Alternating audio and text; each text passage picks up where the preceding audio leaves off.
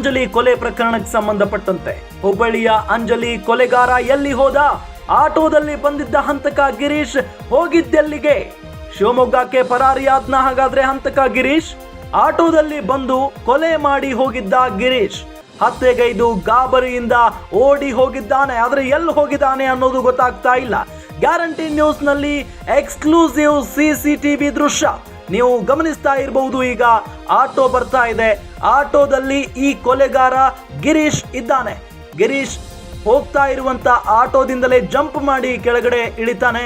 ಅದಾದ ನಂತರ ಕೋಪದಿಂದ ಆಕೆಯ ಮನೆಯೊಳಗಡೆ ಹೋಗಿ ಕೊಲೆ ಮಾಡಿ ಬರ್ತಾನೆ ಈ ಹಂತಕ ಗಿರೀಶ್. ಕೊಲೆ ಮಾಡಿದ ನಂತರ ಭಯ ಪಡ್ತಾನೆ. ಭಯದಿಂದ ಆತ ಎಲ್ಲಿಗೆ ಹೋದ್ನೋ ಏನೋ. ಈಗ ಪೊಲೀಸರು ಪರಿಶೀಲನೆಯನ್ನ ನಡೆಸ್ತಾ ಇದ್ದಾರೆ. ಆತ ಎಲ್ಲಿಗೆ ಹೋಗಿದ್ದಾನೆ ಅನ್ನೋದರ ಒಂದು ಪಿನ್ ಟು ಪಿನ್ ಮಾಹಿತಿಯನ್ನ ಕಲೆ ಹಾಕುವಲ್ಲಿ ಪೊಲೀಸರು ನಿರತರಾಗಿದ್ದಾರೆ ಅನ್ನೋದು ಗೊತ್ತಾಗ್ತಾ ಇದೆ.